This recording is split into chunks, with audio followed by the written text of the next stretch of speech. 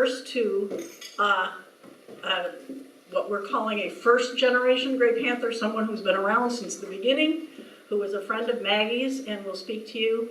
And then following that, we'll have one of our next generation new Gray Panthers who will talk about his perspective on what we're about.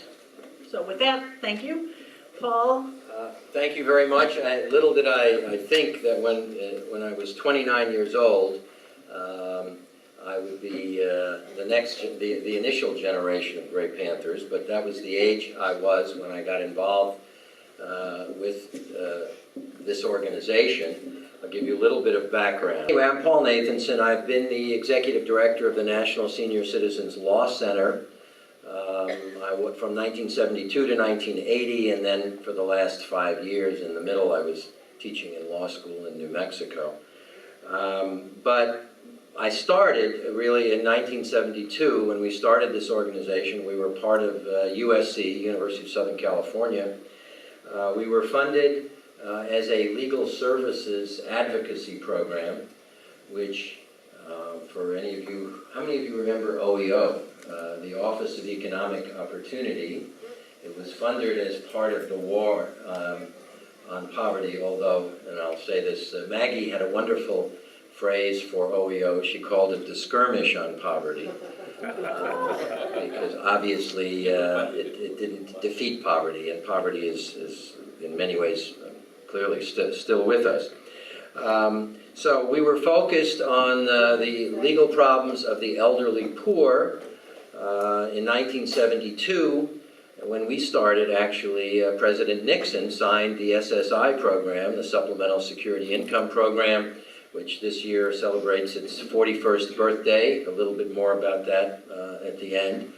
But it was a program for the elderly, blind, and disabled low-income individuals, and that was sort of when we started. And in addition, we focused on Medicare and Medicaid, and we were concerned as poverty lawyers, as legal services lawyers, with trying to create due process within these government programs. You had a giant bureaucracy, you had computers deciding that someone had been overpaid or that the appeal would be denied, and we thought, along with others like us, that there needed to be a fair process, and we, in the way that system worked, and based on some legal Supreme Court cases in those years when the Supreme Court was a little friendlier to our efforts, we were able to begin to look at the due process issues in those government programs based on the fact, and this is another speech, that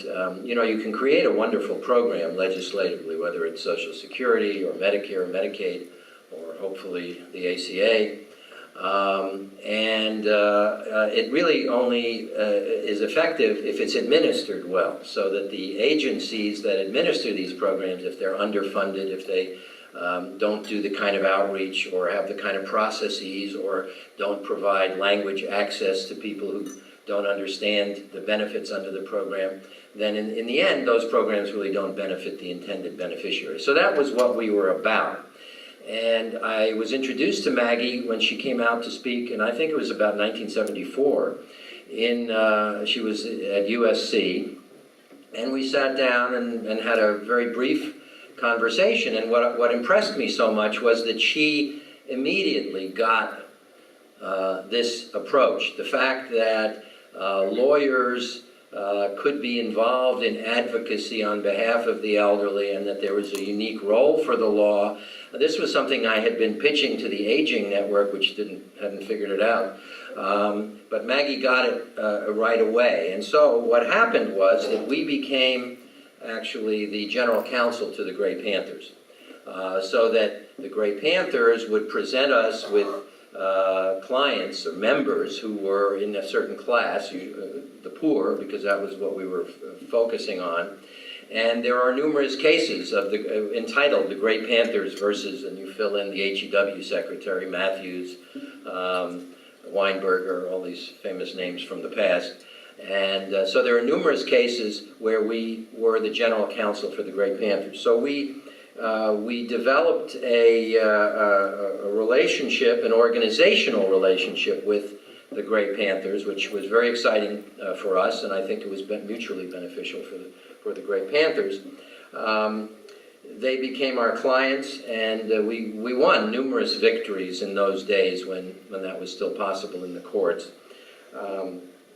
As I said, many were around the principles of due process, and I won't go into all the cases that we were involved in, but, and Maggie and the Gray Panthers were very helpful in not only getting cases for us, seeing the individuals who exemplified the problems in the process, but also disseminating information about victories, not just victories, but things that we saw that needed to be changed. So we had a very strong relationship. Especially wonderful for me was that we not only developed an organizational connection, but she and I became very good friends. And those of you who knew her or have heard of her, know what a wonderful and charismatic person she was, and she could say tough things to Johnny Carson and say it with a smile and still tell him to stop making fun of Aunt Blabby, and always with a smile. So we just, by way of personal anecdote, we taught together a couple of summers at the University of Hawaii. We were teaching a class on community organizing, and within the first day of the first year we were teaching, for some reason the university came up with a rule that said she couldn't be paid in a certain way because she was too old.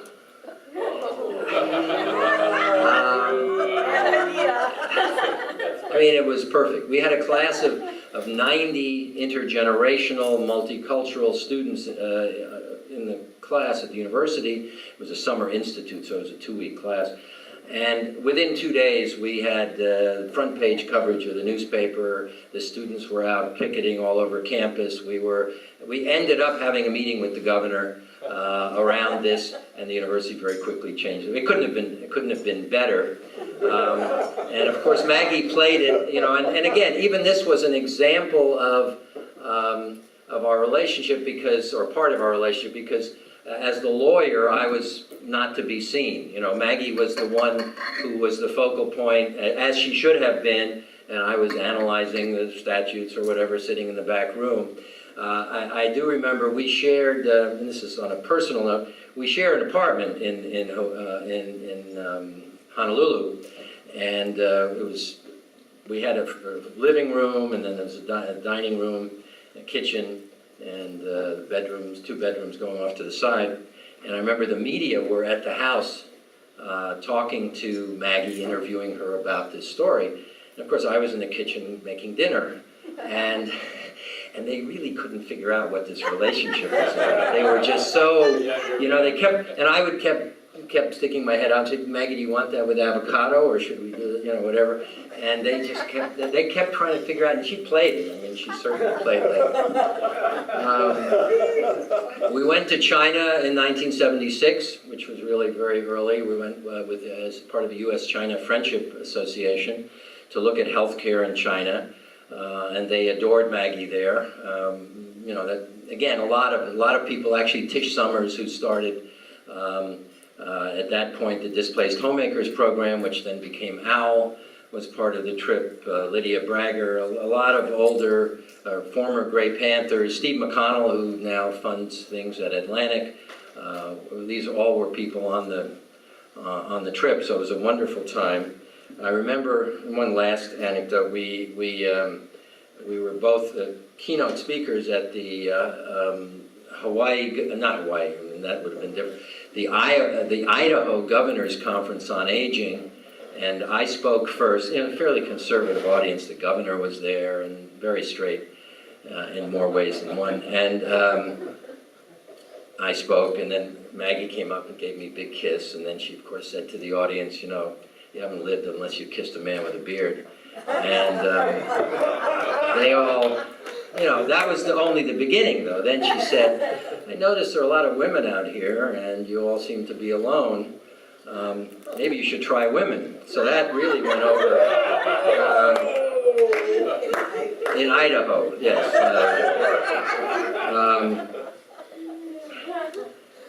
Okay, again, I just have a couple of minutes to speak, but what I wanted to allude to at least, or talk a little bit about, was the fact of what got me interested in the Great Panthers. I mean, we had this organizational connection that was clearly mutually beneficial. What got me interested? Well, Maggie's charm. I mean, that was hard for anyone who knew her to not react to. But also, I had on my board at the time, when we started the Law Center, every major national aging organization, from Cy Brickfield from AARP, Nelson Cruikshank from the National Council of Senior Citizens, Hobart Jackson. I mean, every name there was, Jack Osofsky from NCOA. They were all on our board, and every once in a while they would talk about intergenerational issues, but it was always about the issues that were important to the elderly and wanting young people to support those positions. And the Great Panthers were the only ones, at least that I was aware of, who particularly cared about issues that were important to young people and saw the commonality, as Sally pointed out, of marginalized people based on age, at the young and the old. And so that was really intriguing to me. And of course, all that around a focus on social justice. So it was very important to me. It was, as I say, I was 29 when we first met. The lessons that I got from Maggie was, again, this focus on real intergenerational connections, that there is this commonality of marginalized, disenfranchised people that is very strong, and that we should hopefully continue to foster as part of the Great Panthers. That older people in this combination in advocacy can be the ones to take the risks. I mean, now that I am retired, I realize, I don't need a job. And I can do things that young people, I take risks that young people perhaps can't. Brooke has to write her articles and do all this stuff. But I may be able to get on the line in a different way. And that was what Maggie talked, because she always, of course, railed against. And I don't think I agree with her. I mean, if people wanted to live in what she called playpens for the elderly, in senior house, in whatever, Waddell Webb communities, that's their business. But I think that there are a lot of things that older people can do, and she was very focused and creative about that. I hope that the Great Panthers will continue to work in that arena. I think that in the next 5 to 10 years, we're going to see a lot of it's been framed as an intergenerational conflict around government benefit programs, the greedy geezers. I mean, that was a New Republic article 30 years ago about the greedy geezers. And how are we going to respond so that the poor and the marginalized don't get forgotten in all these grand debates, because the poor tend to not be talked about ever. And again, I know that the Great Panthers aren't just about that, but I hope that there is a focus on the least advantaged, or let's say the most vulnerable populations. I did, and I'll quit with this, role modeling Maggie, which was basically to use every opportunity to push your agenda, whether it has to do with what you're supposed to be talking about or not. Our organization is working on the SSI program, trying to improve the 1972 poverty program that has not been improved and touched since 1972.